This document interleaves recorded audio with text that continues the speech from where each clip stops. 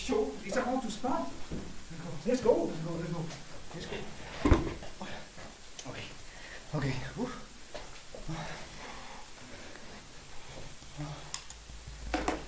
Ready? Yes, I'm ready. Did you wash your hands? Oh, no, damn it. Okay. 1 second. Here. Yes. Okay. There we go. Ready. Okay. Hello, ROS developers, and welcome to the ROS Developers Live Class. Welcome, everybody. We are super happy to announce the 100th live class. As you can see today, we have a special guest with us here in Ricardo. Exactly, and a special guest here with Alberto. Yeah, so yeah, let's start. Let's not lose any more time, and let's start.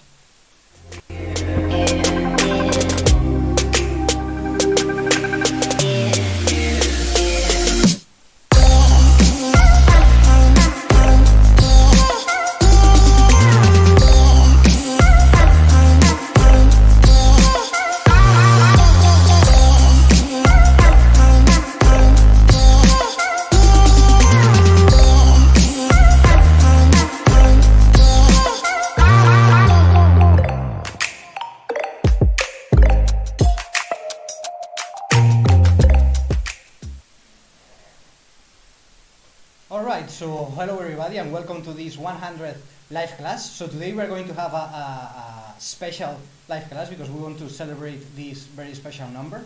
So for instance, one of the things we are going to have during this live class is that we are going to have a lottery, and we are going to give away some prizes, like for instance this amazing shirt that we have here.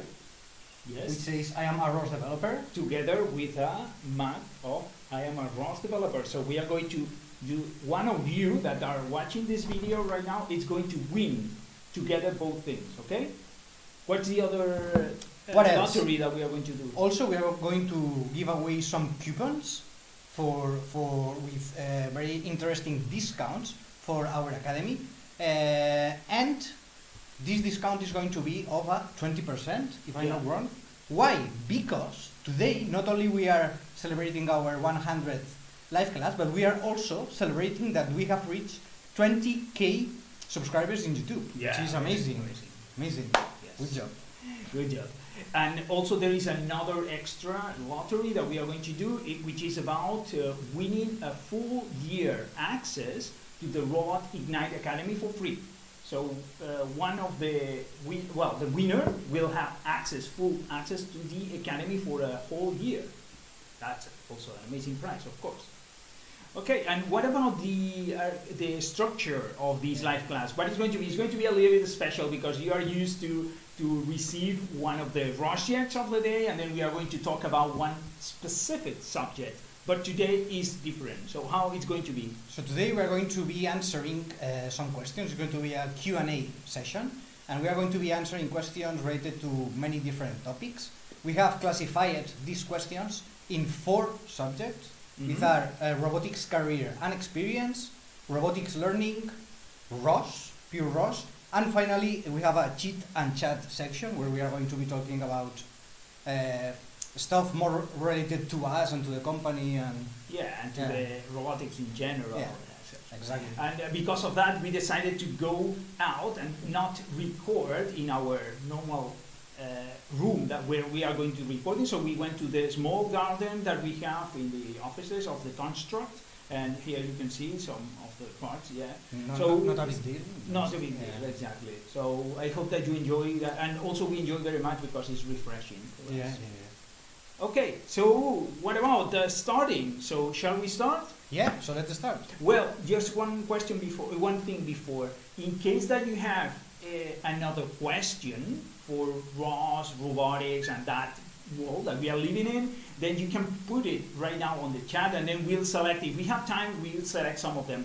But please don't ask us, how can I put this map to the version of the map into the loading into the move base so the planner can take. So it's not for that. So remember that the answers are going to be 1 minute answer at most. So it has to be very high level questions. Also, I would ask everybody to let us know, because I think it's interesting for us. What? Let us know for how many time you've been watching us and subscribe to our channel. So did you start to watch us from live class number 1? Or maybe you subscribed it just yesterday? Yes, and this is the first live class you are seeing. So let us know for how long you have been subscribed and watching our videos and following our live classes. Let us know in the chat there. Exactly. If you didn't subscribe, what are you waiting for? Exactly. Go ahead and subscribe. It's for free. Come on. Yeah, we want to reach 100K to get Yes, exactly. the super nice YouTube. Yeah. Exactly, the plate. We want to Yeah. have a plate that we can put here and then, do some fancy things showing our plate.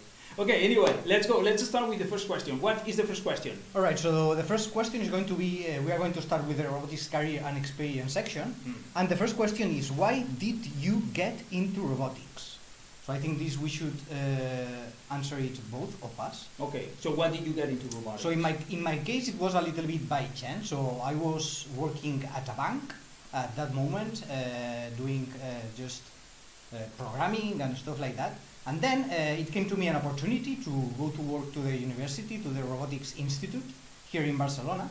And I really liked the idea, so I accepted and I started working there in the Robotics Institute, and I started there getting familiar with robotics. Also, I started there learning ROS from zero. I didn't know anything from ROS, so I started there as many people with the ROS wiki and following all the tutorials and testing things by myself.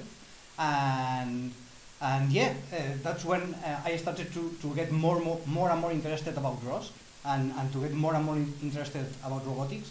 And also there, it was where I met you. We met, exactly, where we met. at the Institute of Robotics. Exactly. Yeah. Great. In my case, it was because so I want to understand why we understand things. So for me, that's the ultimate knowledge. So understand why we understand. And for that, I think that the best way to understand that is by constructing systems that understand their environments. And that's when I enter into artificial intelligence and then apply this into building machines that use those algorithms. That's basically the reason. Yeah. What's about the next question? Okay, so next one is also a little bit related. So how long have you been learning / working in robotics? So yeah, in my case, learning, I can say that I am still learning every day.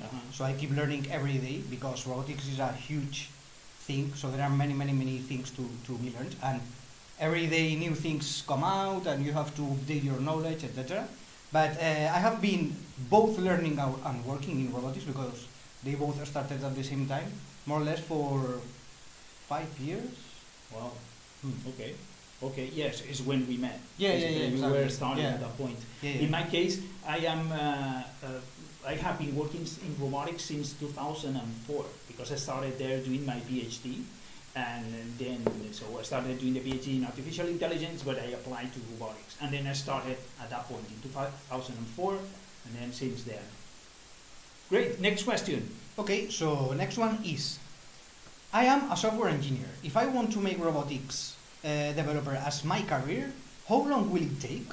Okay, so let me answer that one. I think that it's going to be, so if you want to, you already are a software engineer, then the things that you have to do is to learn some basics of robotics. So an introduction to robotics in the sense of algorithms applied to robotics. What are the sensors, what are actuators, and all the equations to manage that. Then you have to learn, definitely you have to learn ROS because it's becoming the standard there. So, and then afterwards you have to learn some artificial intelligence algorithms that you may apply later into robotics. So I think that if you take all that in the internet and you search for all those subjects, it can take you for a year to change that subject from software developer, software engineer, into a robotics developer, the one that is creating software for robots. More about a year, I would say, but intensive year, okay? That would be my answer. Then next question for you.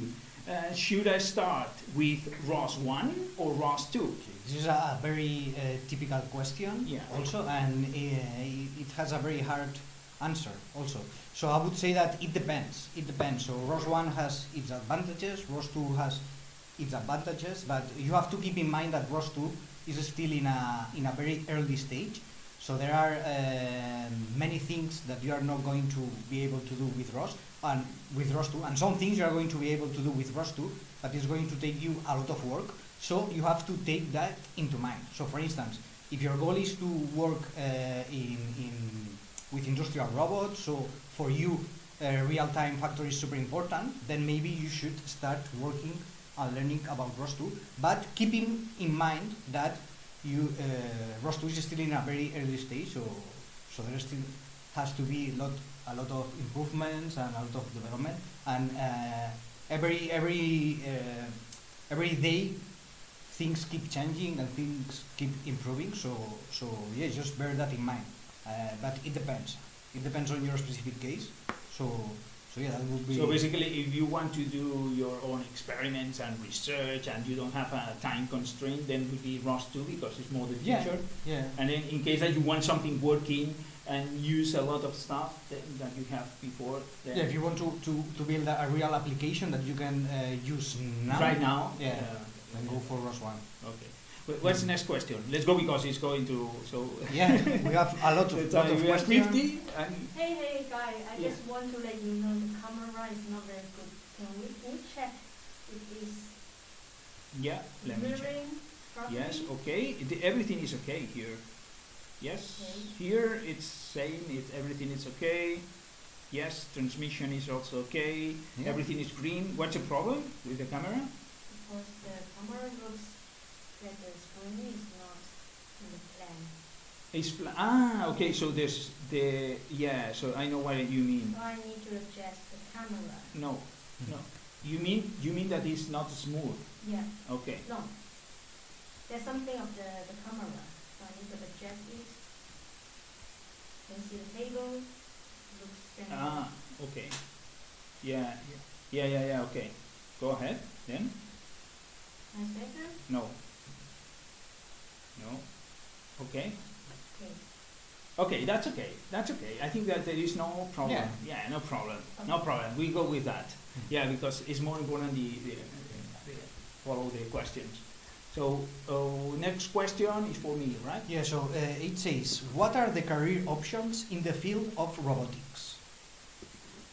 Okay, so I will divide this into three parts. The first one will be to your career options. One is to work for a robotics company that already are building robots and making use of robotics techniques for whatever. Then the second one will be to work on the research. So you work for an institute of research, a university, you do your PhD, that will be working on research about robotics, on any point of robotics. And then third one that I would say is to work, to create your own startup. So you build a product based on robotics, and then you build your company, your startup. That will be my answer. Okay, excellent. So And then what about you? So the next question is, what are we talking about when we say robotics? So which types of robotics do we have? yeah, so as I've said before in another answer, so Parts before. yeah, robotics is a huge thing. So it has many fields involved in it, because to make a working robot, it's complex. So you have to take into account many things. Then I think we could more or less divide this into three fields. One would be the mechanics, which is basically the structure, the body that makes the robot movable and allows motion of this robot. Then we have the electronics part, which basically would be the control part that basically allows this movement and controls this movement of the robot. And finally, we would have a software part, which would be more or less the brain of the robot, which is the one that sends the signals and the commands so that the robot can execute movement, can execute tasks, like pick objects, etc. So basically I would say that when we talk about robotics, we talk about all these, all the mechanic part, the electronic part, and the software part. In our case, we are more focused, in this case, in the software part. Yeah. So in teaching and in helping developers to be able to create these programs that are going to be the brains of the robots. Yeah, basically because that's the limiting factor in robots. The reason why we don't have robots, intelligent robots at home, is because of the software, not of the hardware, either mechanics or electronics. So that's it. Let's say the most challenging part. Okay, Exactly. next question. Let's go. So what do you think, Ricardo, Yeah, about the future of robotics? the future. Yeah, especially for robotics jobs, for instance, careers. Okay. Well, the future of robotics, so in my opinion, sorry, but I think that robotics are going to take a lot of jobs. And it's not going to be like the other periods in the history where jobs were taken and then people was shift into more qualified jobs. I think this is not going to be like that. There is a very nice book that explains about this theory. It's called The Rise of the Robots. And then that one explains how it is going to affect any of the fields. Even writing software, and creating other robots and so on. So that's it. For me, that's going to be the future. The only problem, and I don't think that this is going to be bad. So maybe it's going to be good for us because we will be able to dedicate ourselves to what we want. But the only problem is how to move smoothly from the current situation to the other one. That for me is the future. Well, I still prefer if they take our jobs rather than if they decide to kill us. Yes, Exactly. exactly. All right, so next one. Next one, let me ask you that for you. So what's the difference between a robotics developer and a robotics engineer? Yeah, this is also a complex one. Well, in my opinion, I would say that a robotics engineer, we can consider the one who is in charge of everything. So both the mechanical, electronic part, and also it can be in charge of the software part. Yeah. So it will take all these, the global idea and all the jobs of robotics. That you mentioned before, Yeah, right? exactly. Mechanics and so on. And a robotics developer, in my case, I think more in a software direction. So for me, a robotics developer is more someone who develops software for the robots. Yeah. It's like a subcategory of robotics engineers. Yeah. So the robotics developer would be inside the big group of robotics engineer. Okay. Yeah. And then the ROS developers? ROS developers would be inside the robotics developers. Okay, yeah. Yeah. Because it's a very specific one, only about ROS. Yeah, Yes, exactly. Well, in any case, I'm a ROS developer. Yeah, me too. Me too. Okay. Okay. I'm also, Yeah. cheers. Cheers. Okay. What else do we have? Next one. So, what programming skills are required for a robotics engineer or robotics developer? Yes. Okay. So then you need to know about Linux operating system for sure, because the ROS works on Linux and other frameworks also. Many other frameworks work in Linux or similar systems like Linux. And then you need to know about that, and then afterwards you need to know about programming in any language, let's say. So if you want to go for ROS, then I would recommend you Python and C++. C++ are a lot more used in the companies because C++ provides faster execution programs. And then Python is more used in research because it provides faster prototyping of ideas. So then you need to master those. Let me tell you that mastering C++ at the level of a company is a tough subject. So if you want to go in that direction, start right now. What else? Question for you. Yeah. Which country is the best place for learning robotics? Well, I would say that in this case there is no preferences, so I would say that none. The only requisite I would say in this case would be that your country has an internet connection. So that, yes, would help a lot. But I think nowadays most of the countries have that. Mm-hmm. So nowadays I think there are many online resources that you can use in order to learn robotics. So yeah, I don't think there is any specific country or region where it is better. It's going to provide you a better environment. There are maybe some slight differences, but in general I would say that any country is good in order to learn robotics, as long as you have an internet connection, of course. Yeah, because everything is online already. Yeah. And then so you can. Yeah, maybe if we talk of working in robotics or creating a company and a startup related to robotics, maybe in that case there would be some preferences. Yes. But for learning robotics, if you have the attitude and you really want to do it, you're going to be able to learn from any place. Yes, agreed.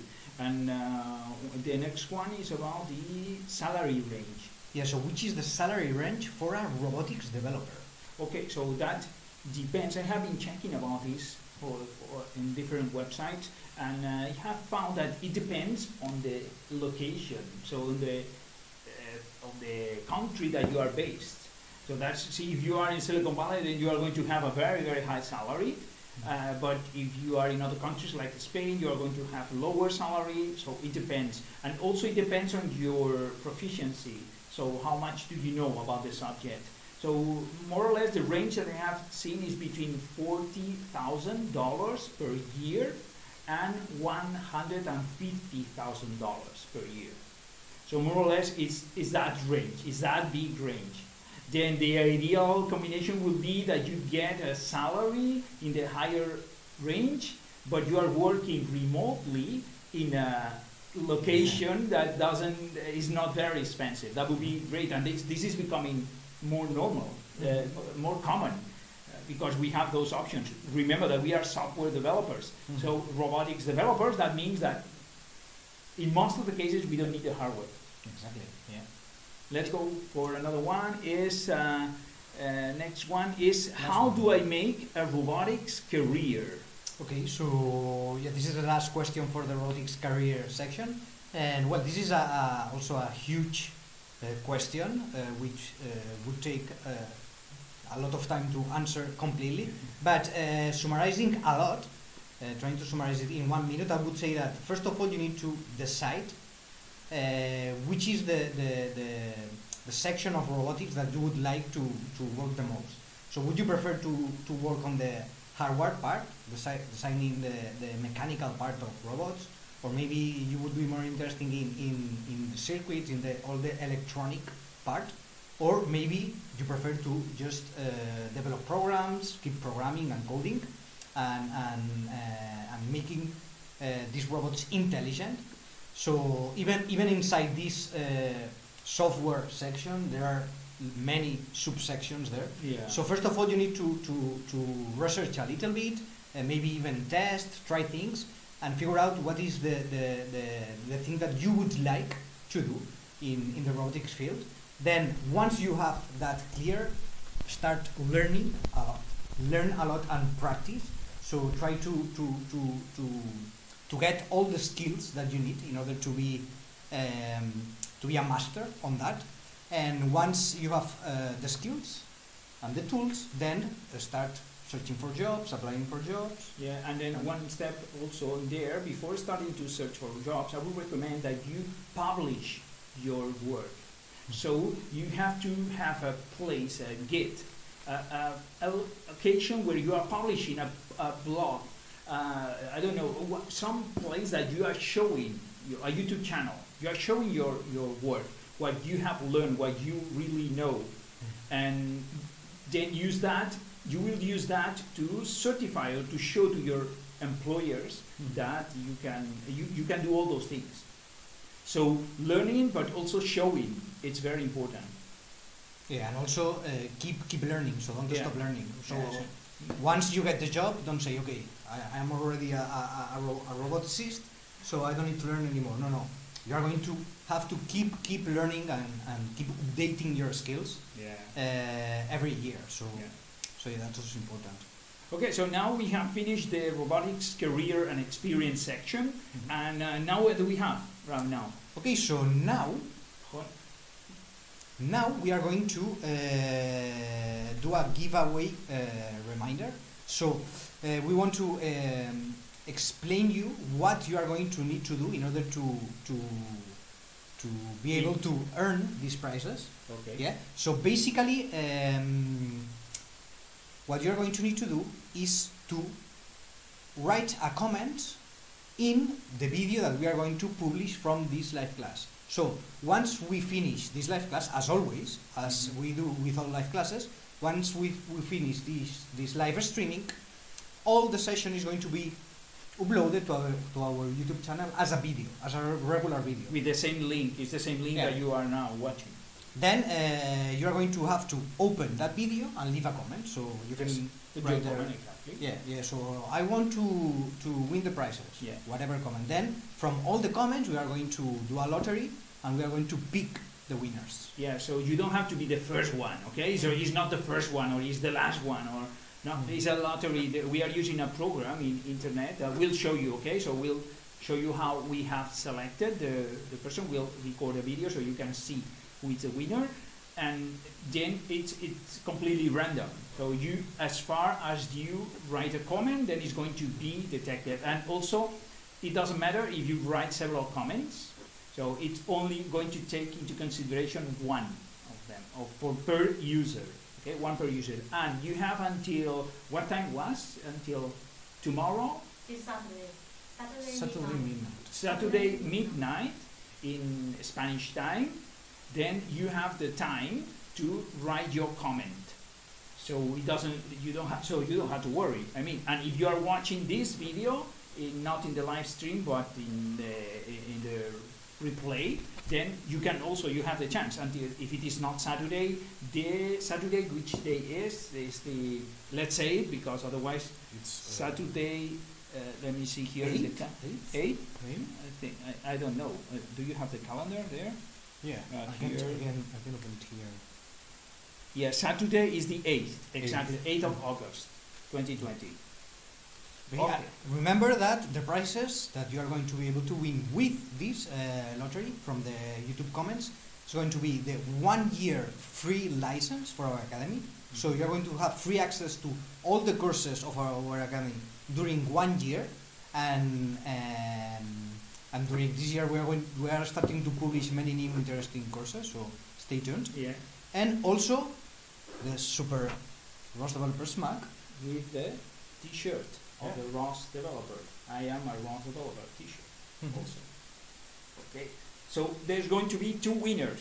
Just one thing, the people they are comment in the chat, not, so they need to comment in the comment zone after the Yeah. live. Can you please clarify? Yes. Yeah, so that's important. You don't have to comment on the chat of the live stream. Yeah, so now in the live stream you have a chat there, which of course you can comment there, but that comments are not going to be valid for the lottery. So the Right. comments that we are going to take into account for the lottery are only the ones that are published into the YouTube video that is going to be uploaded later to our YouTube channel. Okay. Yes, so the comments that you are writing right now in the live stream chat are not going to be valid. considered. Yeah. Be considered. Be considered. It's only the comments of the video, typically YouTube. Mhm. Let's go. Next section. Next section is robotics learning. Yeah. So let's go with the first one. Yeah, the first question is going to be, so could you recommend some books about robotics? Yes, not teaching ones. Yes. Non-teaching yes, ones, Not okay. academic ones, but just related to robotics. Okay, then it's related to robotics. What I mentioned, it's oh, damn it, I forgot my computer. I have the titles there. It's which one? Oh, the rise of the robots that I mentioned to you before. This book is very interesting because it does an analysis of why robots and related technologies they are going to disrupt the whole society and the whole job system. That's very interesting. Another one is oh yeah, I remember, rebooting AI.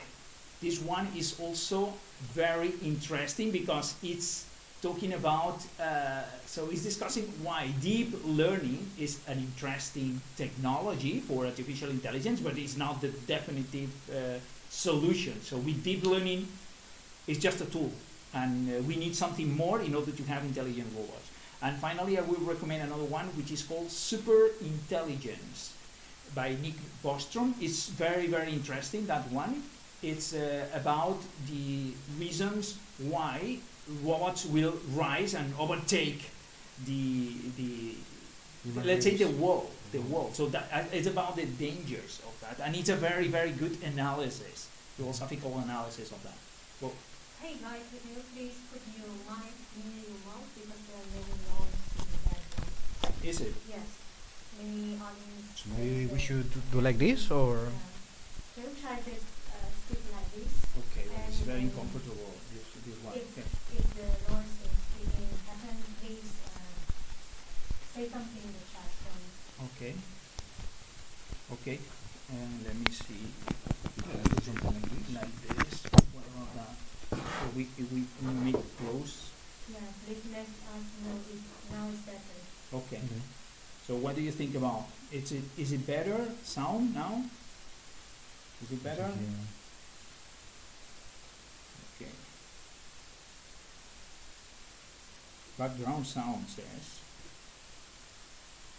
Yeah, you may off the background sound. It's noisy. Which background noise?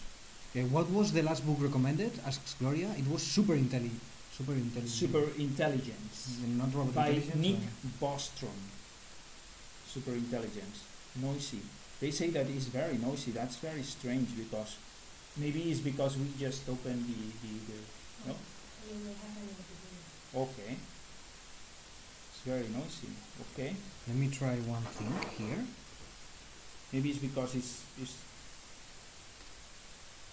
yeah. This is better now. So let us know if this is better now. Okay, yeah. Well, let's keep moving and Yeah, see if yeah. it gets better. Okay. I have just Yeah. Oh. Okay. okay. Is the waterfall says their compute? I have Yes, turned it exactly. off now, Exactly. the- Maybe is that. Yes, Is okay. Let's talk a little bit better. you have to keep that in mind. The microphone, how then is I don't know. So it shouldn't. Let me see this one also. What about? Let's hope that is better. So we have disconnected some sources. There is a constant full sound in the background. Yeah. Okay. It should be better right now. Sorry. The same. It's the same. Mm. Okay. Maybe we can try to Yeah. disconnect and. Yeah, use the mic as the camera. This one. I think this one is going to be better. Maybe. Yeah. Is it better now, guys? Hello. Better. Hello there. Hello. Hello. Hello there. Hello. Yes. ROS developer. He says, the engineer nation says, it sounds like water falling. Okay. It's okay now. Now it's fine. Okay. So let's go with that. Okay. Then, okay.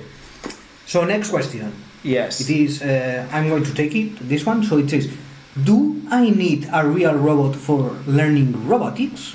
A super interesting question. And my answer is no. So you don't need a real robot to learn robotics. You can perfectly learn without owning or buying any hardware or any real robot.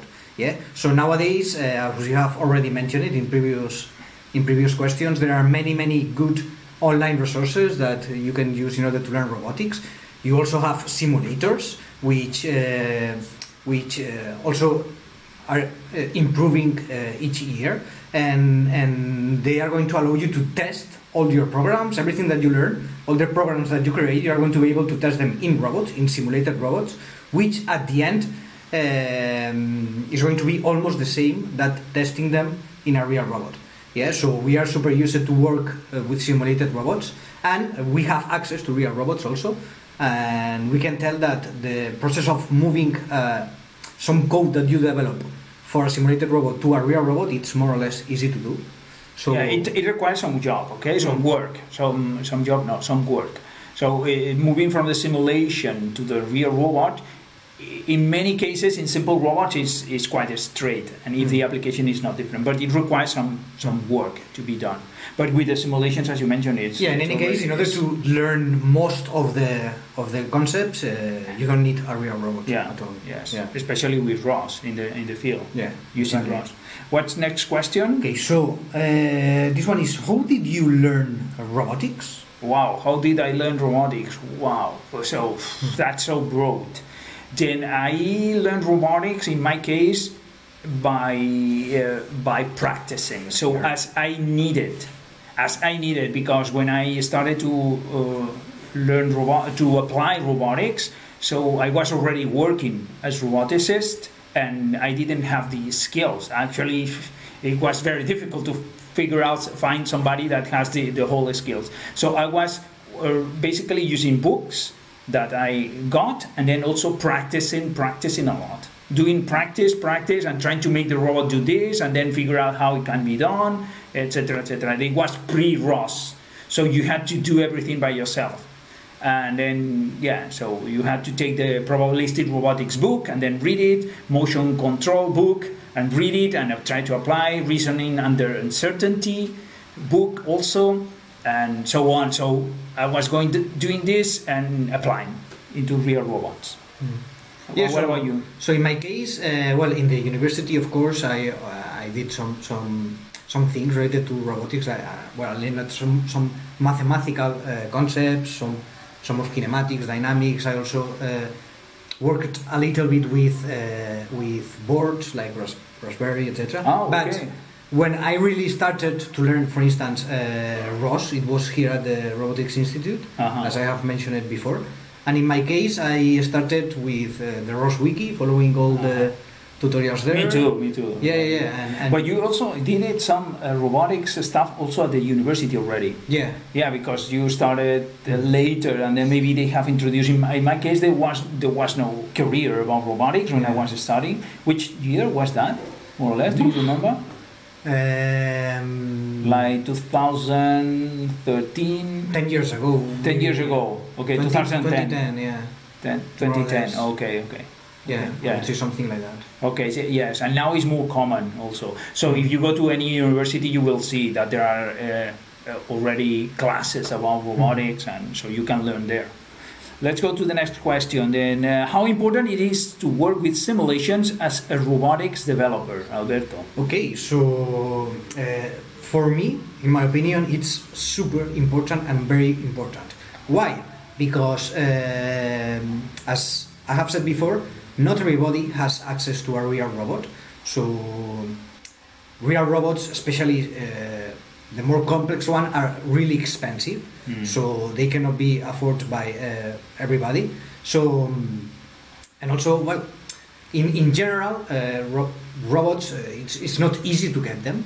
So each day they are starting to develop more robots which are more easier to get, more cheap. But still, it's not easy. So they are not accessible by everybody. So for this, we have simulations, where we can simulate almost or very accurately the behavior of a real robot.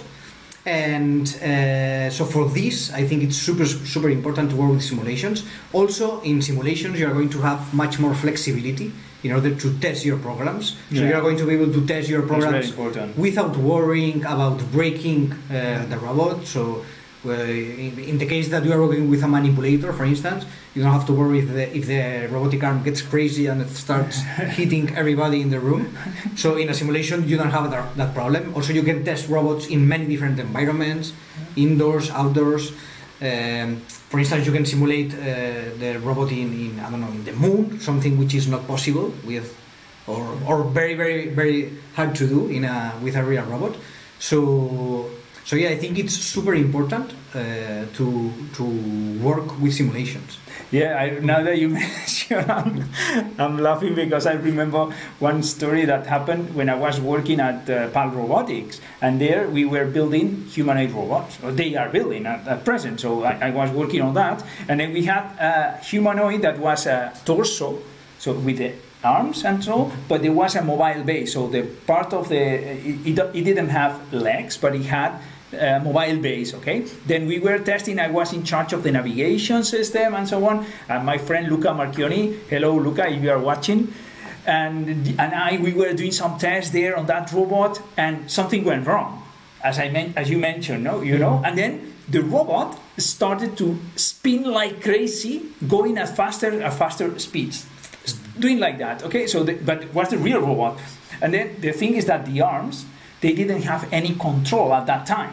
So they were loose arms. So because it was spinning, so the arms were doing like that, spinning like with the inertia. Yeah. So, and the robot had a red button in the back, but nobody can approach because the arms were spinning like that, you know. And I don't remember how we solved. I think that somebody hit the red button in some with some reflexes, you know. Exactly. Yeah. That was very funny because nobody was able to approach, you know. So that's the importance of the simulation. Yeah. Next question. Okay, so next question we have here. Is data science connected with industrial robotics? Yes, so data science is becoming more and more connected to industrial robotics, especially, for example, why? So the data science, they want to get as many data as possible in order to analyze what are the preferences, especially of the clients. What are the spots where the robots they get stuck in some parts, or which are the let's say the products that they get out of stock, indicated by the robots themselves. So these are just some random examples, but what I want to show is that data science is becoming very, very important because they are using data science to extract as many data of robots running at present. And I suspect that it's going to be a field of the future that everybody is going to fight in order to get, because now I know some companies that they are deploying robots in warehouses, for example, but all the data that the robot is generating while moving around and going to the different places of the warehouse, this data is also captured by the company that provided the robot. So it didn't stay only at the buyers of the robot. And I suspect that this is going to have a lot of impact in the future about how we design the robots, how do we do business with the robot, because at present it's very difficult to do business selling robots. We don't know where is the business right now. And this data is going to help us to decide this. All right. So let's go with the next question, which is here. Math is prerequisite for robotics, so knowing about math. Yeah, it is for sure. Also, again, it depends on what are you going to be working in robotics, because as always, robotics is a very huge world. So depending on what you focus on, you're going to need some skills or others. But for sure, I think that you need to have at least a good basis of mathematical concepts. Yeah.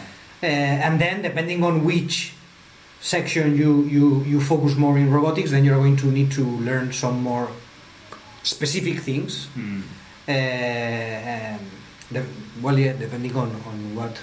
Yeah, but you need to know about basic algebra for sure. Yeah, for sure. And also, and then probabilities and probabilistic theory also for sure. So those things are basic for robotics. You need to know this. Next question. Yeah, so, okay, also a very typical one. Use C++ or Python for robotics? Yeah, very typical. This one is very common, and especially in the Python, in the ROS realm. So in the ROS realm, we have this question all the time. Should I learn ROS by using Python or by using C++? Well, it depends. It depends on your goals. Okay, so if you want to work for a company, a robotics company, or you want to build your own robotics company based on robotics products, then you need to master C++. Okay, so start as soon as possible. Having said that, then I still recommend, if that is your case, I still recommend that you start by learning Python first, because it's easier. So what I would recommend is C++ for companies and Python for research.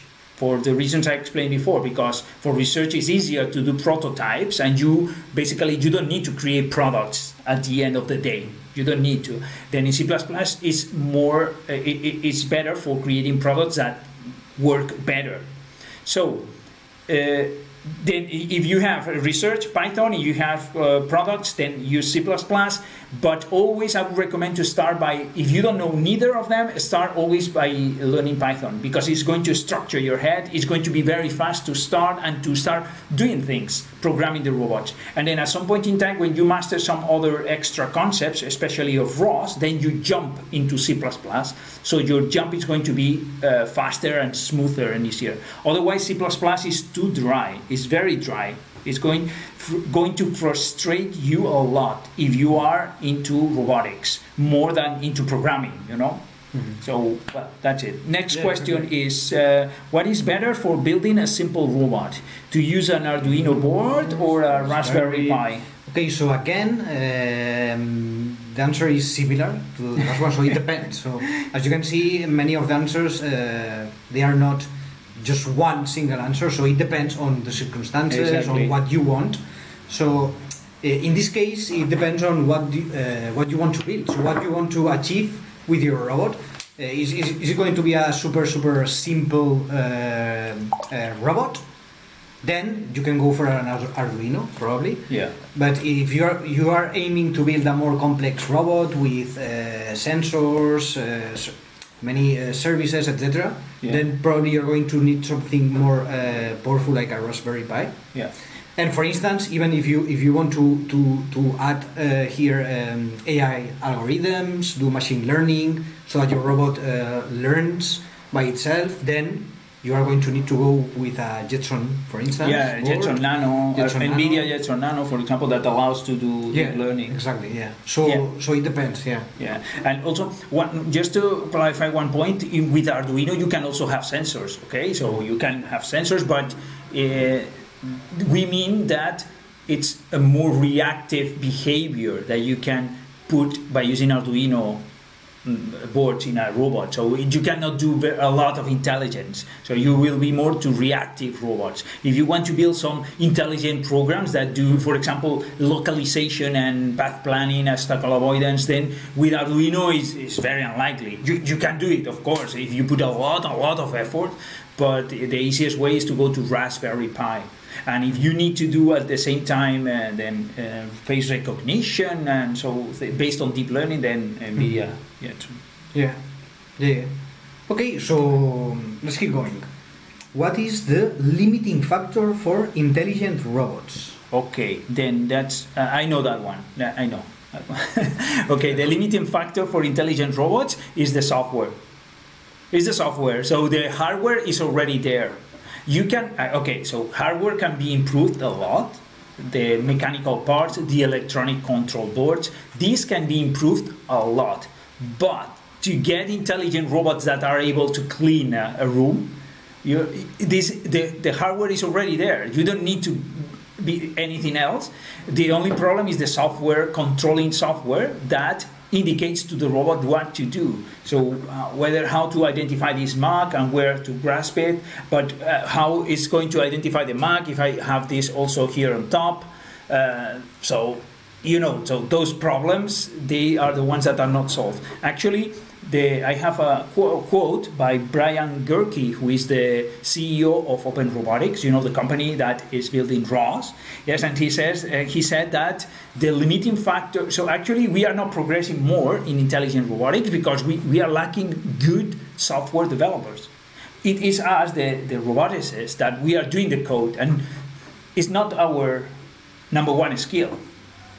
We have other skills, so we are multi-skilled, we are doing the mechanics, the electronics and software and so on, but it's not that we are focused only on software. So we need people that is focused only on software to do better software.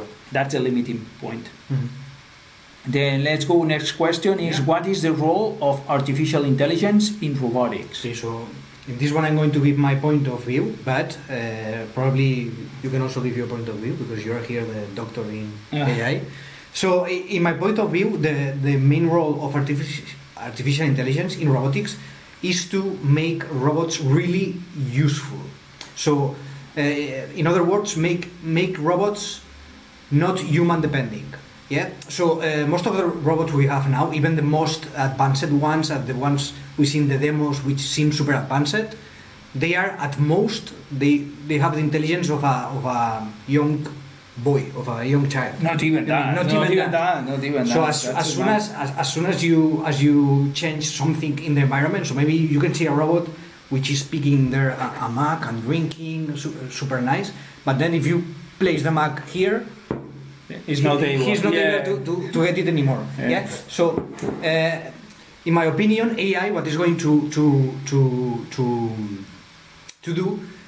to achieve, is to fill in this gap in order to make robots not human depending, so to make them learn from their mistakes, make them improve their behaviors. Yeah, so they can, as they are working, they can keep improving and learning from their mistakes, and at the end, this is going to make robots not human depending, so more autonomous. Exactly, and at the end, more useful. More useful, exactly. I do agree, and actually I think that artificial intelligence can also benefit from robotics. In my opinion, it's not possible to build an intelligence without a body. So that's the embodiment theory. Okay, so I'm simplifying a lot, okay? I would like to explain what we don't have, but we need a body in order to have intelligence. So I think that artificial intelligence is also going to benefit a lot from applying the artificial intelligence to robotics, and in order to move away from the current location that is artificial intelligence at present, that we are not, so we are kind of stuck on a point, and we cannot move forward. We are not getting more intelligence systems, and I think that this can be broken by using robots, applying this to robotics.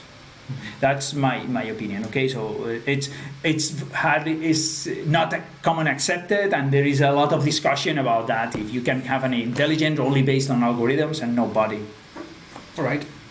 So we have here two last ones which are a little bit related, so we can answer them maybe. Okay. So one is straightforward. Which OS is best for programming robots? Well, it's Linux. It's Linux, yes.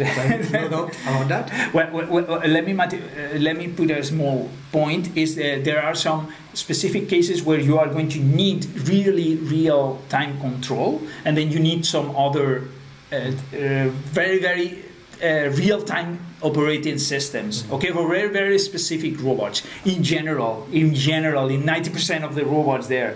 Linux. Yeah, and this is for now, because ROS 1 works with Linux, but ROS 2 is already prepared to work with Windows and Mac. Yeah, exactly. Yeah. So we'll see. Yeah, but ROS 1 also works with Mac, okay, but works with Mac. It doesn't have official support, let's say. It's not officially supported. Yeah, the official supported OS it's Linux. Yeah. That's okay, and then we have the other one, which is which kind of laptop are you using for robotics development? Yeah. So in my case, I'm using, as you can see, a Mac. A Macintosh. Yeah. So I'm not using Linux. I'm using a MacBook because in my case I develop in our system, in the ROS Development Studio, which doesn't depend on any operating system. Yeah. It only depends on a web browser. So in this case, I don't have this limitation. I can work perfectly from. Exactly. So the same applies. Exactly the same case applies to me. So I have also a MacBook, a similar one than Alberto's, and it's also because I'm programming all the time. When I have to do something in ROS, I use the ROS Development Studio. That is our online platforms. We use the web environment, and then we program everything there. All the live classes that you have seen, they have been prepared on the ROS Development Studio. All the courses that you have seen in our academy, they have been prepared on the ROS Development Studio. Then, having said that, our colleague Miguel Angel, for example, he is using an IBM ThinkPad. Mm-hmm. I don't remember which version he's using. Yeah, but he's using that, and then sometimes he also does something on his local computer. Because he is doing more experiments and things that need to connect directly to robots and so on. But yeah, so that's it. So at present, any computer is okay. Any computer is okay. Then let's go. Yeah. So we have finished the robotics learning section. We have finished the robotics learning section. So super quickly, the giveaway reminder. Remember, when this live stream finishes, we are going to upload everything as a video to our YouTube channel, as we do for all the live classes. So we are going to upload this as a video, and then for every people that comments on that video, not on this stream live chat, but on that video, for all the people that leaves a comment there, then they are going to opt they are going to enter a lottery, and they are going to to pick two winners. We are going to pick two winners, exactly. One for the mug and the t-shirt. So this is one winner is going to win the t-shirt with ROS developer. I am a ROS developer, and the mug also. And then the other one is going to win a 1 year free license for our Ignite Academy. So during a whole year, you are going to have free access to our academy, and you are going to be able to complete and to do all the courses that we have there, and all the courses that are yet to come, which are going to come in the following weeks and months. Yes, and the following year, and we are preparing a lot of new things. You will see. You'll see. Okay, let's go for. Let me say one more thing. At the end, when we finish this live class, we are going also to share with you guys a coupon, a 20% discount coupon. Yeah. So if you stay until the end of the class, we are going to share here in the chat, in the stream chat, a 20% discount coupon. Yeah, and that's not lottery. Okay, this is for everyone. For everybody. For everybody that can use it, so they can use it. Yep. Okay, so let's go for the ROS ones. Yes. Come on. Let me. No, you ask the question. So, I want to learn ROS. Where should I start? Okay, then where should you start? You should start on the place that we have started, all of us. It's on the ROS wiki. So you go to the wiki of ROS, and then you start looking there for the tutorials. If that's how we learned, both of us, we did the tutorials and so on. So that will be my recommendation to start. Then, if you want to go faster, then of course use our academy, the Robot Ignite Academy. That we have the courses which are specially designed to make you move faster. A lot faster. And also what I would recommend you is that you look for the ROS books. There are a lot of ROS books on the internet, so search on Amazon for ROS books, and then you will get there many of them. So which one to recommend? I cannot tell you, because every one of them has some drawbacks, and so for me, more or less, they are all the same. So just have a look and take it. So that will be the best way to start learning, and especially practice. Okay, so please do your practice as soon as possible. What else? Next question. If I want to work for robotics, ROS is mandatory? Yes. So in my opinion, it is mandatory. Yeah. So yes, it's true that there are still robots that don't require ROS to work, but this is each year changing. It's increasing. So an estimation says that for 2024, more or less 50% of all the robots in the world are going to work with ROS. Yeah. And this is going to keep getting higher. So my opinion is that yes, if you want to develop a career in robotics, you're going to need sooner or later to know ROS. Mm-hmm. So the sooner you start, the better. Exactly. Yeah? All right. So also, is ROS being used in industry? Okay. So ROS at present is not much used at industry. So because the industrial robots, they have their own operating systems from companies, but this is starting to change. So there is a movement.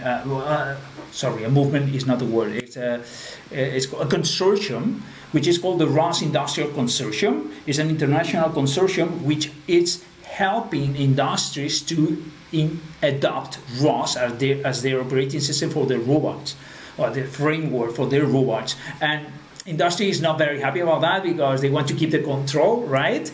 But they are getting into there and then understanding the advantages of putting ROS in their system. One example is Universal Robots, the company that they have released in October last year, 2019, more or less. They have released their official drivers for Universal Robots, working on ROS. So this is becoming a standard, and I hope that this is going to keep increasing in the close future. Yeah, I'm sure. Question. Pros and cons of using ROS 1 versus ROS 2. All right, so, okay, I'm going to, of course there are many differences, many pros and cons. I'm going to try to summarize, show up a couple of them. So, for instance, a pro of ROS 1 versus ROS 2 would be, as I have said before, so ROS 1 has been there for many years already. Many people has been working, developing packages, developing projects in ROS 1. So it has a huge background with many already made packages, already made applications that you can just go there, grab them, and start using them. Yes. So you have many resources in ROS 1, which you don't have in ROS 2. So ROS 2 is very recent, so you don't have that background. Yeah, there are many tools that are still in early development. For instance, if you want to work with Move It in ROS 2, it's still a little bit hard. Yeah, so it still needs more work and more development. So that's a pro of ROS 1 versus ROS 2, for instance. So the background and all the already made work that you can find out there and start using it. Yeah. Then, for instance, a pro of ROS 2 versus ROS 1, where ROS 2, already in an architecture level, it's better prepared for the real-time factor. So in order to work in a real-time factor, so it's going to be more prepared for the industry. Yeah. So in case this is your aim, then probably you should start working with ROS 2, because you're going to be able to fit better this real-time. Yes, and also they are removing the central point of failure. So ROS 2 doesn't have a central point of failure, and also they implement some security issues, also quality of service, in order to manage when the quality, because there is a connection between computers of the different robots and so on. So it has a lot of improvements. It's going to allow much more flexibility and customization in the messaging, in the transporting section. Yes, more robustness. Yeah. Next question. So, what is the best robot simulator for ROS? Oh, okay. The best robot simulator for ROS. That's a difficult question. So I can tell you a list of simulators that work with ROS, and then you can decide. Okay. So, for example, Gazebo. So the Gazebo is the default option. So I would say that this is the best because it's the easiest to start with, and there are many simulations that work for ROS that are already made for Gazebo. So that would be one. But we have also, Gazebo is considered like a general robotic simulator. And then we have I will recommend you other two general robotics simulators, which are Webots. Webots is an amazing simulator. It's super high quality, and I highly recommend you to use that. The only disadvantage is that you have to create your simulations for Webot format, and you have to do a small work in order to create the simulations and the controllers. Then there is VREP, also very nice simulator, and also has the same problem that you cannot use the Gazebo simulations in the simulator. VREP. Okay, then those are general, but then we have several others which are not general, which are very specific. For example, we have the Carla simulator, which is one based on, I think it's an Unreal Engine. It's based on Unreal Engine, and it's a simulator specifically for autonomous cars development. Carla simulator. That's very cool and very nice, and open source also. And then there is another one, the LGSVL simulator, which is also used in the autonomous cars industry. That is also very cool. LGSVL is also, I would consider also a general simulator, but they are very focused on the autonomous cars right now, and they are working with Apex AI company to integrate the simulator as the AutoWare default simulator. AutoWare is a project that works for creating autonomous cars, software, and so on, and as open source. So also check it out. And that's it. So basically about simulators, I think that's all. Well, next question it will be, which distribution of ROS should I use? Well, this one also it depends. So I would say always go for an LTS distribution, which is a long-term Yeah. support distribution. That's a very good For point. instance, Kinetic is one, Melodic is another one. But which one to use? Well, this is similar to the ROS 1 versus ROS 2 issue that I was commenting before. So, for instance, Kinetic, it's already it's quite old. I don't know exactly how old it several is. years already. Then this means that there has been a lot of development on this distribution. So there are many packages which are prepared for this distribution, for Yeah. Kinetic, which are out there working. Yeah. Then what happens when a new distribution comes out? For instance, in this case would be Melodic. Then there are the core packages, of course, are already ported to this new version, but there are some specific packages that are not ported to this Yet. version yet. Then you are not going to have access to them. Then Yeah. you have two options. One, you stay in Kinetic so that you can use the package. Two, you port yourself, for instance, Yeah. this package to the new distribution, Yeah. or you wait for someone to port it.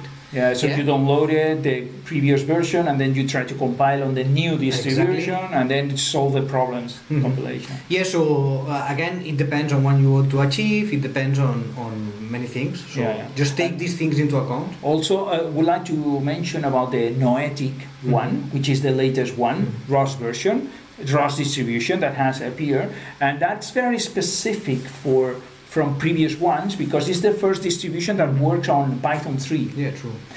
So if you need to work with Python 3 and you want to work seamless without doing artificial things and very strange arrangements in order to work with Python 3 and ROS, then it's better that you go to Noetic. Still, Noetic is very early because it has appeared right now in July, and then so many packages will not be ported, so you will have this drawback. You can go for it. So if they are not available, Yeah, exactly. try to port them yourself. Exactly, and then you contribute to the progress of ROS, community, yeah. to the community. Final question Final of question ROS about ROS, section. yeah. So which alternatives to ROS does exist? Okay, okay. So ROS, you have to consider ROS like a framework for providing connections between programs inside a robot. Like this framework, it's like the pipe that connects all the programs and makes easy to connect between them. Then, in this sense, there have been a lot of other similar frameworks for programming robots. For instance, on the same line, it's the YARP. YARP with a Y-A-R-P, which was developed in Italy, in the Italian Institute of, I don't remember. So that's very, very, very similar to ROS. Okay, so it's very, very similar in everything, in the concepts and so on. So you can have a look because it's still active. Then there is another one which is called OpenRTM, which is made in Japan. And also it's open, it's available, and then you can check it out. And then another one that I will mention, it's called ZeroMQ. ZeroMQ. Also it's another framework with the same aim and similar ideas. All of them, they share more or less the same ideas. Then ROS 1, Y1 ROS. So many reasons. Excellent documentation, excellent debugging tools, and many already made software that was running off the shelf, I would say. But then have a look at them if ROS doesn't convince you. Okay, so we finish this section and then we can go for a reminder about this lottery, the lottery. So remember, we are going to have two winners, okay? So the first winner is going to win this t-shirt. Is I am a ROS developer, together with the ROS developer mug. I am a ROS developer. And then the second winner is going to win the 1 year free license for the academy. So you're going to have access to our academy for a whole year, and you're going to be able to complete there all the courses that we already have and all the ones that are yet to come. Exactly, and other things that are got to come. And then can you win? Then once we finish this live class, then it's going to be automatically shown in YouTube, and then the comments are going to be activated. So you need to go to the comments of the video below the video, not the ones on the side of the chat, okay? So the ones below the video, and then put a comment about what you think. You can say, I don't like your live classes. You can say that doesn't matter, okay? So if you don't like it, tell us you don't like it and why specifically, so we can improve, please. Then you don't have to be subscribers, you don't have to know anything. If you subscribe, it's cool because it's free, and then it helps us to reach more people also. So you put your comment there, and then we are going to run a lottery with a special program that checks for all the comments and selects one. Mm-hmm. Okay, so that's how random choice. Yeah, it's a random choice, so we don't select. And you are going to have until Saturday in the 8th, Saturday 8th. The 8th, exactly. Till midnight. Of August until midnight of Saturday 8th. Mm-hmm. Let's go to the final section. Just a few more questions. And remember, after this final section, we are going to be giving away also the discount, 20% discount coupon. Yeah, Coupon. So just stay here. Yeah. Now we have the chit and chat section. Yeah. Which is my favorite one. Yes, So, yeah, exactly. Many interesting questions here. So let's start with the first one. So, for instance, could robots have helped in some way with the current pandemic situation, with this COVID pandemic? So, what do you think? Okay, well, I think so. Let me answer that one because I also wrote an article about that, and I was saying that something really useful. I think not. I'm sorry. Okay, so and then many people send me some emails saying, "No, but this robot that I seen this on the news." Okay. What you see on the news, don't trust. Don't trust on the news. You go to the hospital and see the robot working on Saturday, or you go to the hospital and you see it working on the afternoon. I don't know at the moment, but not for a video, you know. So what usually happens is the problem is that the autonomous. I'm talking about autonomous robot, okay? Autonomous robot that you send them to do something, okay? That's what I'm talking about. Then this kind of robots still an early stage. And please, if you know any case that is a real one, then let me know. I would like to go and see it, and also do an interview to that people and publish this on the the ROS Developers podcast. Mm-hmm. So that's my opinion. Sorry, it's still too early. So next question for Alberto: how do we prepare a live class? Okay, so this is also a complex question to answer. So summarizing a lot, let's say that first of all we discuss a little bit about the possible subjects Exactly. that are going to have the next live classes. So what do you think it's better to talk about? What subjects are the hot topics? Yeah, and also we take your opinions into account. Of course, yeah. And then once we know what we are going to be doing, then during the week we prepare. Basically, we do everything using the ROS Development Studio. Correct. So we create a new project there, and then we start first preparing the simulation that we want to use. So, for instance, I want to teach something related to navigation. I want to use the Summit Excel robot. So I prepare the simulation there, and then I start writing the notebook. I'm writing all the instructions, testing everything, writing everything, and making sure that you guys are going to be able to follow properly the notebook. And yeah, basically that's the process. So once we have everything ready, we have the notebook prepared, and First the simulation. Yeah. Then the notebook. Prepare the notebook. Yeah, and the notebook also, there is a lot of work there because we need to check that the steps that we put on the notebook, they are actually working, so they are going to work in the academy. So it happens that many times we were rushing because we didn't have the time to prepare the live class. So we were rushing, okay, writing there. So we'll do this, we'll do that, and then we do the live class and something doesn't work. You know that this is normal.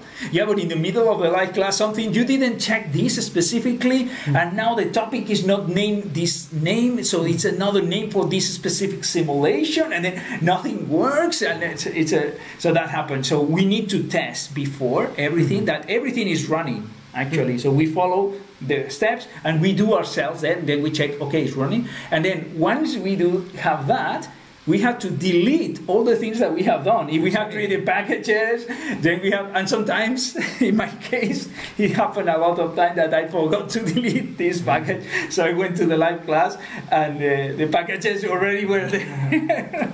It happens. It happened.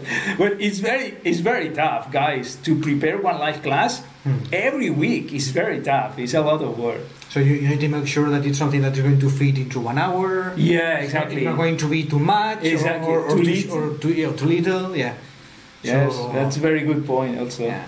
And that's why we are celebrating here that we reached the number 100 because it's like huge. Yeah, and also I'm going to tell later a sad news for everybody, but I will say later. Okay. Yeah. What is that? Okay. Because now we are in a happy moment. So Okay, let's keep the okay. But momentum. you worried us. Yeah, well, you have to wait to see. Okay, it. okay, okay.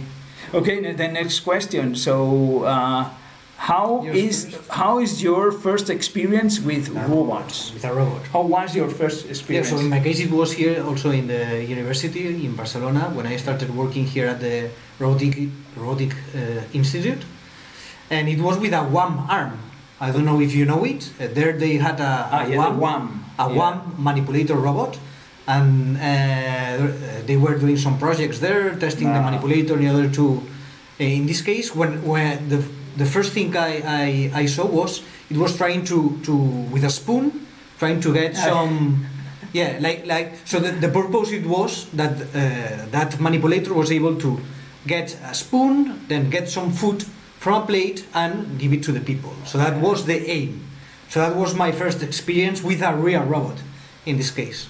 Okay, in my case, I was very young. I was on the beach. And I was very nervous. I didn't know if I was going to. That was my first experience.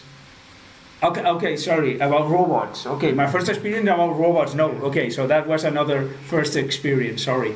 With my first experience with robots was with the Ivo robot. So the Ivo robot from Sony.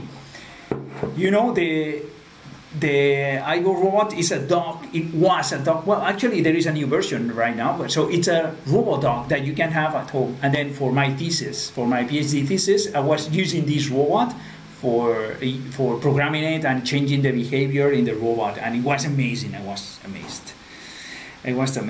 Wow! So we have received a donation of $10 from Gloria de Felix. I mean, Gloria, we love you. Not because of that, okay? So fan number one, yes, definitely. Gloria, you are our fan number one. Really amazing. Yeah, amazing, but not for this. It's because so you can see that on all the previous videos that Gloria is our fan number one, and we love her. Yeah.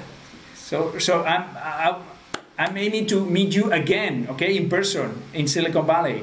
Gloria, I hope that we'll meet again. Okay, let's go. Thank you very much, and let's go for the next question. So how's a day for you in the construct? Okay. Working in the construct. How's a day? Wow, that's working at the construct starts early in the morning and preparing myself. So in my case, for example, I'm studying. I think that China is going to be a good opportunity in the close future for robotics. So what I'm doing in the morning, I'm preparing myself. So I'm studying Chinese because I knew that I went to China several times and found that the communication was the key. So I started doing this. Then once I do that, then every day we prepare our daily plan, and then we publish in our private channel, and then we show to everybody what we are going to do this day. And then we start. We have basically, in my case, in the morning I dedicate to do deep work, so work that needs to be isolated, concentrated, and doing thinking, or it means programming, solving problems, thinking about a company, or making strategies. And so in that case, there is no interruptions for chatting or for other messages. And then in the afternoon, I plan the meetings, live classes, videos, etc. So all those things are in the afternoon and until late in the afternoon. Yeah. So what about you? Yeah. So it's similar. So I start also in the morning. The first thing I do when I wake up is to prepare my coffee in my ROS developer's Mac. Always. Okay. So I need to start with a coffee. Yeah. So then that gives me the energy to start the day properly. And then the first thing I do as well is to plan the day. So what I am going to be doing during the day. what are the most important things that I'm going to need to do that day and to get done. And then also I start planning all my most complex or hard tasks on the morning. Also trying to apply this deep work philosophy that we like very much in the construct. And then in the afternoon I also try to leave the tasks which are less demanding. And yeah, at the end of the day also, usually at 9 p.m. or so, I also go to the gym to get some Great. yeah, Yes. to also train. I want to train also my muscles, not only Muscles. my brain, my muscles. Yeah. So yeah, then I go home. I prepare my dinner and I go to sleep. Done, but that's not on the construct. Yeah, exactly. Yeah. Okay, hey, wait a second. Here we have got some other recognitions, and so from Lagan Kapoor and 29. I don't know what is the name of this coin. Indian something? Yeah, rupees or something like that. Thank you very much, Lagan Kapoor. Lagan Kapoor, actually, he was one of the ROS ambassadors in the program that we created a couple of years ago. So there was this program that is called ROS Ambassadors, and Lagan was one of them. And he was delivering free web seminar classes, let's say, but live classes on India, for example, when he was there. Thanks a lot, Lagan. And also another one from Gokul Raj. From Gokul Raj, 39 INR. Same currency? Yes, same currencies from India. So thank you very much, Gokul Raj. Thanks a lot. A lot of love also for all of you. Thanks a lot. Really appreciate it. Let's go for the next question. Okay, yeah, I leave you this one for you. Okay. So, what are the fakes in robotics? Okay, the fakes in robotics. Okay, so, well, basically, what I would say, I will tell you one thing. Okay, so many of the videos that you see of especially in the news. Okay, in the news especially, so they are fake. They are not real. Maybe they did those videos. They took 100 tooks, and then one of them was doing like that. Or maybe there is somebody behind the cameras which is remote controlling the robot. So you cannot trust them because the news, they want to show something that is very cool, so they are going to put everything that it takes in order to make the news as very cool. And also the company that is showing the robot, it also wants to show the robot as very, very, very cool. So they are both together working into doing that. So don't trust very much the news. In some cases it could be okay, but most of the cases is not. Then, having said that, then many of the cases also are remote controlled.